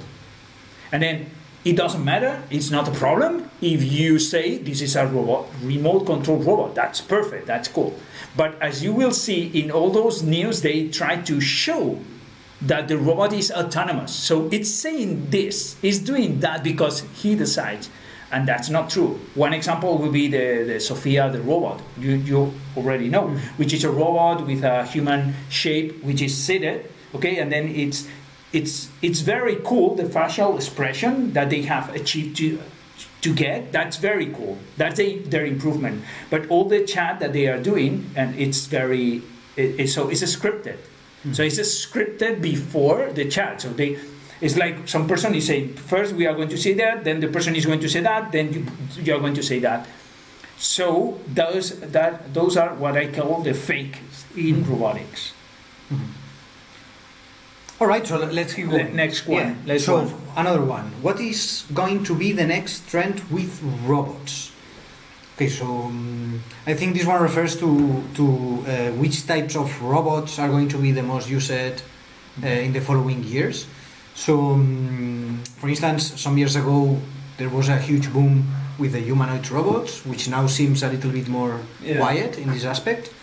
So, and now there are these. The common now is the cobots, the armed robots that can work together with people in a collaborative way, and also the warehouse, the logistic robots that can bring things. This is now the trend. Okay? Yeah, probably, yeah. And what about in the future? What do you think? In the future, maybe I think that we are going to see robots that are going to bring us things from the logistic centers, from the warehouses to our places. Uh-huh. Yeah, so for instance, in Amazon, which nowadays and even more with this situation, we are all using Amazon. So currently we have actual people, which is bringing us whatever we order to Amazon. Yeah. But I think that in the near future, we are going to have probably robots doing this and bringing us. Yeah, that's called the last mile. The last mile, yes, I think I do agree with you. That's a very good point, because the last mile is difficult yet to be done, but it's possible. It's possible. It's still possible to be done. And I will also include into that autonomous cars. Yeah. So I would include the last mile robots, the ones that deliver the things to the. Yeah, actually, we have here a question about this. Which one? So we have next question. It Yes. When can we expect self-driving cars? Okay. So what? Yeah. So yeah, I agree that in the close future we can expect to have self-driving cars with us and autonomous cars. Yeah. So if we trust Elon Musk, I Yeah. was in an interview the Yeah. other day. Then, if we trust Elon Musk, he says that in a couple of years they are going to have the Yeah. full level 5 autonomy of the robots. I'm not so optimistic. Me neither. Me neither. But I think maybe in 10 years. Okay. Yes, I do Yeah, agree a bit with more, you. I do yeah. agree. Yeah. Yeah. Yeah. That's yeah. So we are going to have them definitely, but maybe not so fast. Yeah. Okay. What else? So- which is your favorite robot? Okay, so it counts R2D2, for instance. Okay. Or no. No, but Doesn't count. R2D2 doesn't come because it's a movie and it's not Okay. well, I mean, it could be because it was a robot. It was a It is a robot. telecommanded, Yeah. it was a remote control robot, but it was a robot. So that Okay, would be so- yours? Well, for the ones that I have had contact with, maybe I would say that the one I have enjoyed the most is RB Kairos. I would say RB Kairos. RB Wow, Kairos that's from amazing. Robotnik. From Yeah. Robotnik company, amazing robot. Mhm. Amazing robot, RB Kairos. Yeah. Yes, A that's mobile base, Yeah. but also with a manipulator arm, so that it's super complete. And I have been able there to test lots of my works in Yeah. the real robot. It has given me also a lot of headaches yes, we suffer to a make lot things work. to but, make it work. but at the end, I really enjoyed working with the RB Kairos robot. Yeah, because the people from Robotnik, hello, Roman, Roberto, thank you very much for letting us use your robot and helping us. So they just released the first version and they allow us to use. So we still needed to tune some things, but it was amazing robot, really. In my case, that would be the eyeball robot. The eyeball robot, for me, it was like actually, I was doing something in my career at that point in time. I was working for something different, and then I saw the eyeball, and then I said, yeah, I want to change and start my PhD because of that.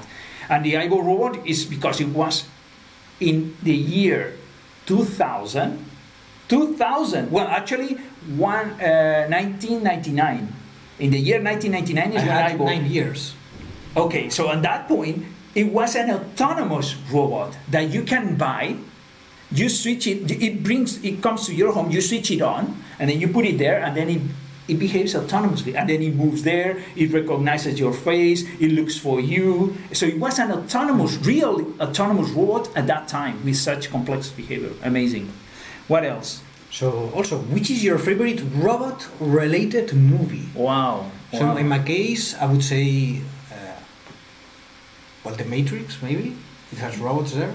Yes. Well. Yeah. Okay. Okay. Yes. It counts as. It counts. Yeah. It counts. I also like it, which I wasn't expecting to like, but I actually enjoy it a lot. Was WALL-E from Disney. Ah. WALL-E. Okay. I've seen it. Yeah. Yes. Okay. In my case, I like the movie of iRobot.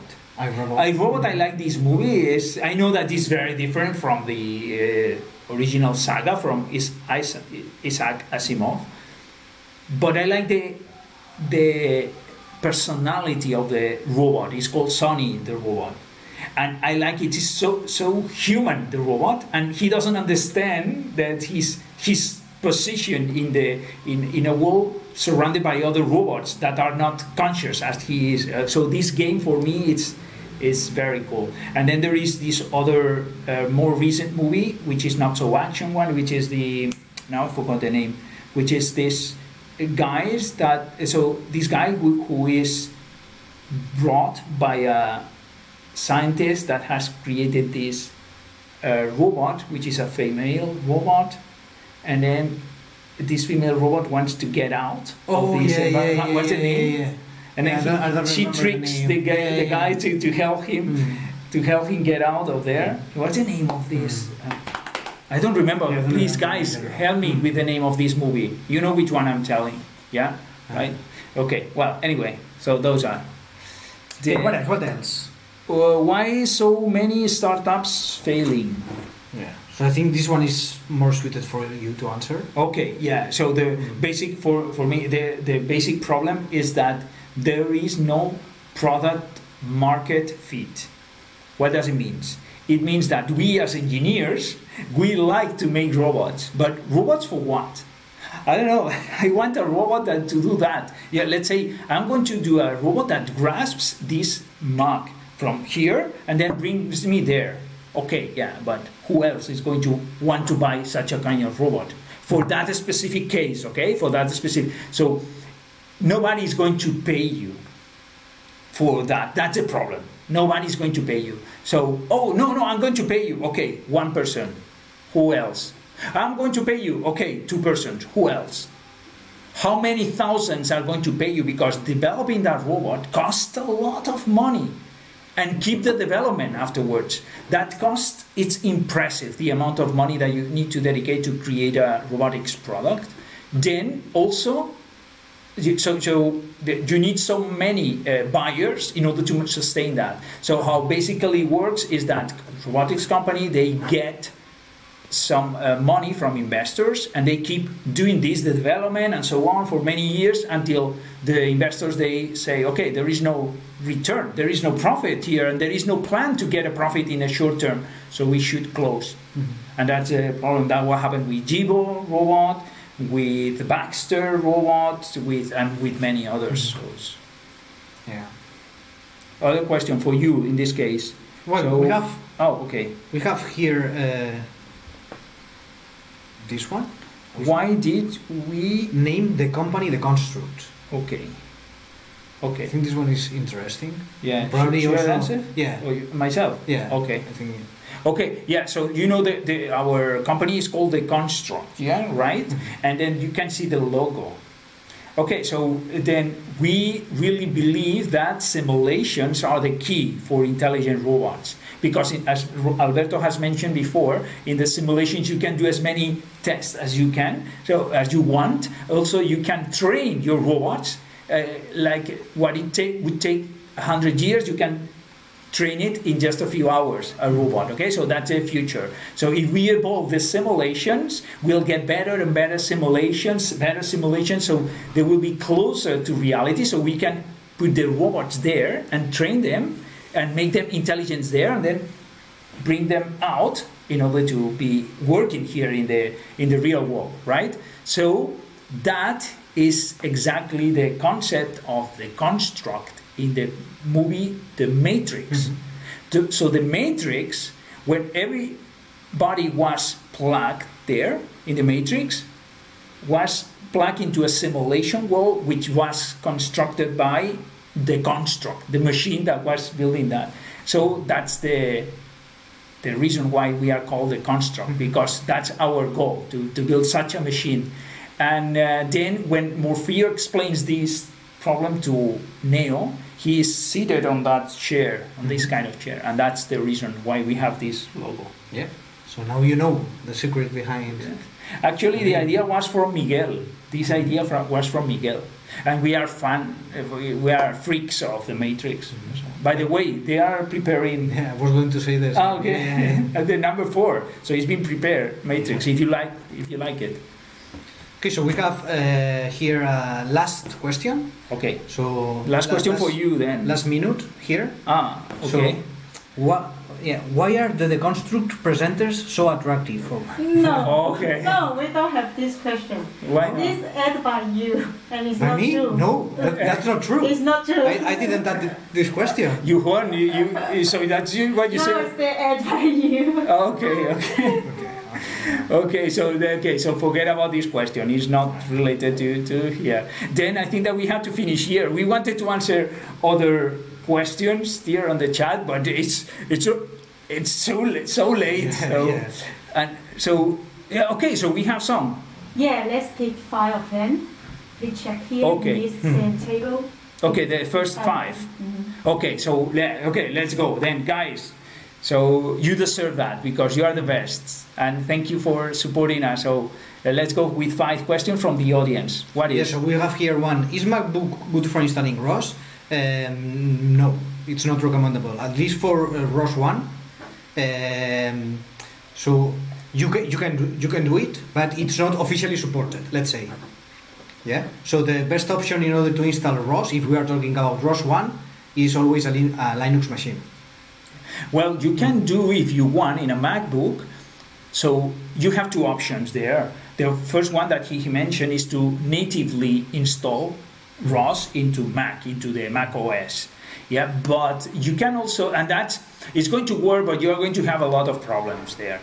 And then the other option is to install a dual boot, because with the current, I think that they are still using the Intel, right? The Intel machine. So if your MacBook has Intel, then you can install a dual boot on the system, and then on the dual boot is a system that allows you to, when you open the computer, to select which operating system you are going to use in that computer. Mm-hmm. So you install the dual boot, and then you install Linux and then ROS on the second operating system.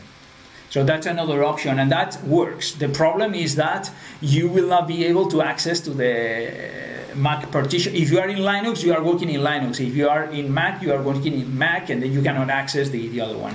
So it's quite problematic. And another option is to install a virtual machine inside Mac. That this virtual machine, and then you put Linux on top, and then ROS. The problem of that is very slow. So, if I'm not wrong, you were working like that with a Mac, but a Linux system in the Institute. Yeah, I remember that. Well, I started installing ROS in Mac. So I actually did it. I installed ROS in Mac, but I had many problems. I don't know if they have solved it right now. I don't know. But they had so many problems, it was a waste of time on stupid things. Next question. So maybe we can go for this one. Okay. I am already a machine learning engineer. How much time will it take for me to transition into robotics? Yeah, so this one we have more or less already answered during the live class. But so it depends, as always, it depends on which field you are interested in working with robotics, because robotics has many fields, it's huge. But if you already have machine learning programming, then you can maybe try to focus on applying these machine learning concepts into robotics to make robots learn by themselves. Exactly. Yeah, you can use, you have already some libraries like OpenAI there, which are prepared to work with ROS. So probably in this case, your transition can be quite easy. So you will need to learn some ROS related concepts like how to work with topics, nodes, etc., which is basically the key for ROS. But I think that maybe in 3 months, maybe you can be ready to. Yeah, in a few months. In a few months, I would say. You will also need to understand the difference between working with sets of. Well, it depends. Also, it depends. It depends on which field you apply, because what I was going to say is that in machine learning, so you usually get huge data sets. you know that they are there and they are some kind organized, and then you are applying the machine learning techniques in order to figure out, I don't know, the phases or whatever. In this case, you have to take into account that you are having a continuous stream of data that is coming from the sensors. So it's a different approach, okay? So you are continuous stream of data that you need to apply those machine learning algorithms and then generate an output that creates an action that is going to modify your perceptions. So this loop, you need to understand this loop, which is a little bit different from straight machine learning, okay? That you have a set of images like this, different images, and so on. What's the next one? When will be the ROS? Will be ROS an important part of the industry? Yeah, this one, Yeah, it's going to take some years yet. Yeah, but you read before a report that says that by 2024, the 50% is going to be robots are going to have. And I can tell you, for example, this company I mentioned before is called Apex.ai. This company is building the operating system for autonomous cars, which is based on ROS too. So they are building this. So what an autonomous car is going to be, as we mentioned before, the next trend in robotics. So if you consider from that side, then it's going to be very fast. If you consider in the side of robotic arms, industrial robotic arms like this, so that's going to take a little bit longer. That's going to be, because they don't want to move from that point, the companies, you know, because they make you dependent of them for their operating system. Okay, so there are a couple here I think are interesting. Okay, which one? So, one that we also have more or less answered here. So dealing with the real robot, is it the same as dealing with simulation? It's not the same. Yeah. So there are also always a gap, let's say there, that you need to take into account, the reality gap. It is. Yes. So it's impossible to make a simulation that it's... First of all, you have to have this clear. So it's impossible to make a simulation which reproduces exactly the behavior that you are going to have into a real world. It's impossible because there are too many variables in the real world that you cannot move to the simulation. So you have to take this into account. However, your job would be, in this case, to try to make a simulation as similar as possible to the real environment. Yeah. Then this gap is going to be super small. Yes. Yeah. And also there are some techniques that you can apply when you are training your robot in a simulation. You can apply some techniques based on noise, adding noise that makes your robot less prone, less affected by this difference. So then when you transfer from the simulation, the results to the real robot, they are closer. They are very closer. So this, for example, there is a technique in deep learning that is called domain randomization that helps you to do that. And there are others. Okay. We have another one here that I want to especially answer, or at least tease. Okay. So here, Gokul, in fact, is asking us, can you make some courses on real robot instead of simulation? Well, we have already a couple of them which are based on real robot. We have one with Jetson Nano, a robot which uses a Jetson Nano board. And well, in the course there you have to buy the robot, build it, etc. We have another one also which is based on a Raspberry Pi 2 board. So these two are working on or show you how to deal with real robots and how to build a real robot from zero. And to ROSify it. To ROSify how it. to put the And controllers. They are not super expensive, I mean, to build. And also, I think that you maybe in the near future there are going to be some news. No, we cannot say. We cannot say that. Okay. We cannot say that. This is secret. Sorry. Just stay tuned. Yeah, stay tuned Because about that. very interesting news related to real robots are going to come soon. He was about to say one of the secrets of the company just here in front of the camera. Just to tease a little bit. It's okay. I mean, it's true. It's a secret. It's a secret. But I know. Yeah. I'm joking. Okay, And which one? Another one? we have Select one. I don't know. How to use AWS RoboMaker? Wow, that's a huge, very long question. I mean, so AWS RoboMaker, so you can use it also, and then I think that they have some tutorials in their own website. So if you go there this is a solution for developing online also, for robots with ROS, the AWS RoboMaker, and then you can go to the RoboMaker itself and then check there for the tutorials. I think that they have built some of them, some of the tutorials. I don't know. What They want else? to go for Final some one. else? Final one. Let's see. What things. which one? So let's see. So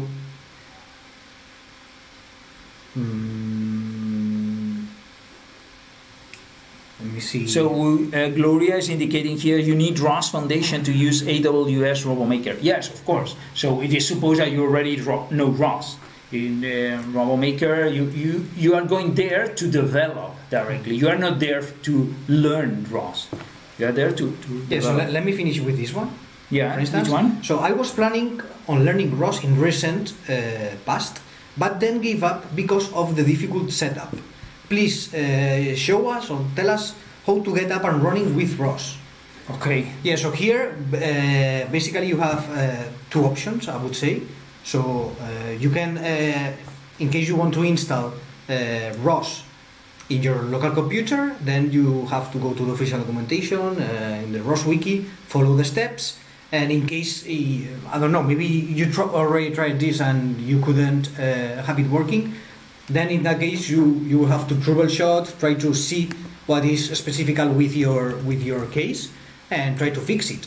Yeah. We know by our own experience that sometimes it can be hard to set up ROS in a computer.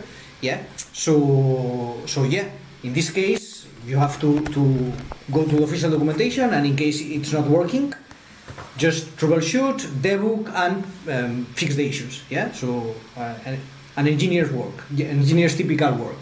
Yeah. Yes, and then in case that you don't want to install. Exactly. So in case you don't want to install, what you can do is to use our ROS Development Studio. Yeah. So all of you, in case you have been following our live classes, all of you know ROS Development Studio.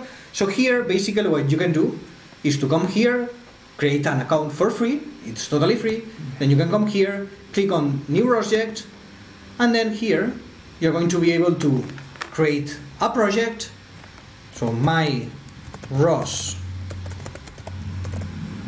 project, and then I'm going to be able to select a configuration. So for instance, here I have Ubuntu 16 machine with ROS Kinetic and Gazebo 7, and Ubuntu 18 machine with ROS Melodic and Gazebo 9, and Ubuntu 18 machine with ROS 2 Dashing, etc. Then by clicking this and creating this project, basically what you are going to have is a computer which already has this setup ready to use by you. Yeah, So online. Exactly. So using the web browser, so you don't need to install anything, and all this is managed by your browser. So you can use any computer. Then you can open the ROSjet, and then it's going to open. Now it's going to open, and it takes for about a minute to open. But basically, this is launching this machine on the cloud, on our cloud, and then it's providing you the complete development environment with ROS. So you don't need to install. So you can forget about that step, about that step about installation and so on. So it's very convenient, and it has other advantages. Okay, we are not going to discuss all those here, like sharing the projects and getting projects already done. So here, while this is booting, let me show you here in another tab here that we have thousands of public ROSjets already done. So you go here to public ROSjets, and then you are going to see here is going to say the amount of ROSjets that we have. So 53,000 public ROSjets from many people, different people. You see this one from the Department of Computer Science of the University of Sheffield, Franca and Mika. I don't know. You check your all these 53,000, and you are going to see different projects already done and ready to be launched. So this is about to be launched and running. By the way, this is how we basically we were talking before about this. So this is how personally I think you exactly. also create a live class. Exactly. So I come here once I know what I want to talk. I come here. I click on a new project. I select my setup and I write here live class number 101. Yeah. Whatever. And then I create the project. I launch it and I start working there, placing the simulation, writing the notebook, etc. So this is what I do every week in order to create the live classes. Yeah. Yes, exactly. And also here we have some other additional helps or conveniences, which is if you want to work for one of those robots that we have here, for example, RB Kairos that you mentioned before. So you have the templates, so it's going to create a project which is especially tuned for this robot. And you can see any of the other robots that we are supporting, like the Tiago from Power Robotics and so on. So this for any other robot is also going to work, but for those it's going to work even better, let's say. Okay, and let's see if this loads a little bit, and then what else? Any other question in the meantime? So let me see here.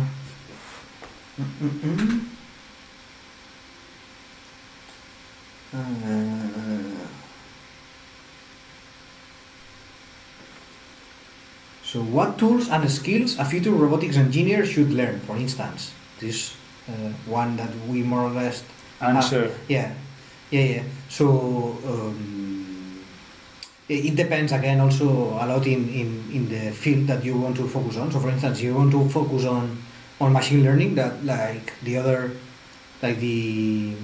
person said before, that he was already a machine learning engineer. So in case you want to focus on developing AI algorithms for robots, so in that case you will need to focus on skills related to AI in that case. So yes, and but just to answer in a general sense, you need to learn how to program, and so good in either C++ or Python. And also I would recommend you that you learn also, as you mentioned, in artificial intelligence algorithms, because they are going to be the key for learning, for creating intelligent robots. Not only machine learning, okay, just artificial intelligence in general sector. And here we have the ROS system that has been loaded, and then this notebook that should load here. Then you can launch here the terminals, so you have the terminals already here, and you can see it's like a Linux machine which is here already, so it's already ready for you, and you can do ROS topic commands list. So it's going to fail because we don't have, I wrote it wrong, ROS topic list, ROS topic list. Yeah, so there it's, okay, so I have to do a source, source, debel. So if you know ROS, you know what I'm talking about. Okay, I cannot get this symbol here in this computer. Yeah, you can go just for the OPT, for the source ROS versions. Okay. OPT, ROS Kinetic. Yeah. Okay, so I wanted to source another one. Okay, in this case was melodic, right? Yeah, melodic setup.bash. So you have here a full ROS system done, and then ROS topic list, so it says nothing because there is no ROS core, but then you can launch a simulation, which is here. So let's say, I don't know, these, I don't know, which ones do we have? Okay, let me go to the easy one, empty wall, and then a robot. So let's say the Husky, and then start the simulation. So now it's going to launch the simulation for you. And then you will have the topics and everything, so you can start programming for that robot. And also, so it's creating here, it's about to be launched. You also have here the IDE, which is the basic environment for creating your robots. And take into account that we are launching now for the free version, which is about 2 CPU cores.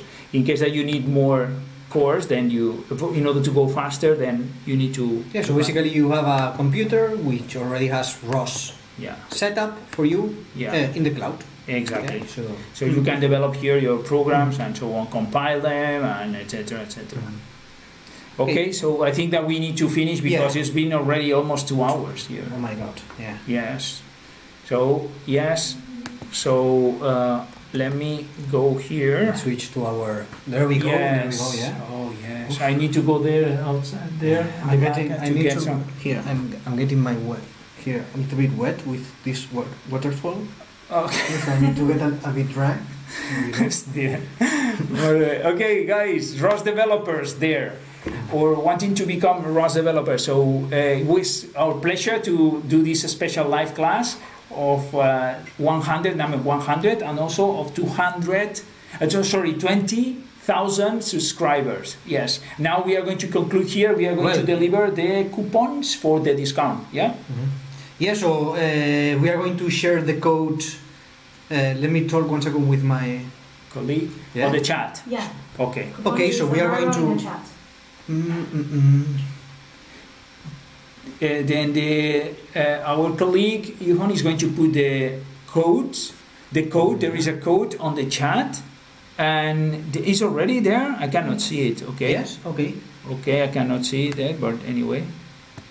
So she's going to put the code, and then with this code you are going to have, if you want to go to our academy and enroll there, then you can have this 20% discount. But this coupon is going to end live on the next Sunday, right? This Saturday. Saturday midnight. Yeah. Also. Okay. And 20% because we have 20k subscribers. Yes, exactly. So road to 100k. Exactly. That plate. All right. So also let me. It has come the moment to say the bad news. Okay. So sadly, we are going to take a break. Oh yes. From the live classes. So this is going to be the last live class that we are going to do until September. Exactly. Yeah, just some weeks. Yeah. I think it's going to be maybe 1 month in total. Yeah, or three or 4 weeks. We are going to take a break to assimilate these many live classes that we have on our backs and renew our energies to come back stronger. Exactly. So yeah, just to let you know that we are going to come back with live classes on probably it's going to be second week of September. The second week of September. Second week of September. Yeah. Exactly. So we are going to miss you. Probably you are going to miss us also. Yeah. This thing happened. Yes. Let me check here because I cannot see the code here. Can you see the code? Okay. So well, but in the meantime, you can, if you are missing our live classes, you can go to the live class video section that we have in our YouTube channel, and then you can find all the old ones there up to the 100. You can, for example, you can go to the live class number 1, which is very funny because you can see the progress that we have been making, right? From live class number 1, 2, 3, and so on. It's it's embarrassing a little bit, but it's okay. So it's like starting. It was almost 3 years ago, I think, almost 3 years ago. Okay, guys. So there is the coupon there, discount. You got it there, and it's also pinned. Take note of it because we are going to close the direction of the broadcast, and then when we close, then everything is going to be closed, so you will not be able to see it. Yeah. So get it, and remember, once we close the stream, we are going to publish the whole session, these 2 hours of live class. Yeah. This is a special live class. We are going to publish it as a regular video in YouTube, and then you are going to need to go to that video and comment there on that video. If you also, want to win, you can give us a like on that video if you want. Exactly. Yeah, but the most important part is to comment there, and with that comment, you are going to enter into the lottery, and you are going to be able to win one of 2 possible prizes. So either the super amazing ROS developers T-shirt Yes. Yes. But it's not going to be that one that Alberto used for. Well, his maybe sweat. you want this one with my sweat. And, Okay, maybe- okay. You want you can. It depends on It everyone. depends on. It's true. That could be. Okay, guys. So the video is going to be posted in 5 seconds when we close. So when we close, you refresh, and then it's going to be there. So it takes just a few seconds for YouTube to do this. So that's all for today. Then thank you very much for all your support, and have a very nice end of August month, rest of August month, because still some weeks, and see you on the live class number 101. Yeah. So without your support, guys, it wouldn't have been possible to reach Yeah, this thanks. number. So thank you very much. And yeah, we'll see you in September with live class 101. And yeah, until then, take care as always, and Keep pushing. your ROS learning. Exactly. So Let's see. Bye bye. bye bye. Bye bye. I'm seeing here the controls to connect this, because then it is supposed that yes, and then okay. Here. There we go. Yes, so, oh yeah, this is finished. Oh, okay, that was okay, yeah, no problems on the streaming. Yeah. Okay. Okay, hey, but why did you say that this question is not correct? So why are the construct presenters so attractive? So why did you say that, Johan, that this is not a... It wasn't me. Maybe it was my mother. I don't know. But I promise it wasn't me. No? No. No. But then she said that it's not true that we are so attractive. No. So maybe we Call have... your mom. Okay, we'll call our mom. My mom always tells me that I'm super attractive. So Yes, that's what mine says also to me. Yes. I don't know. So I don't know. Okay, we'll figure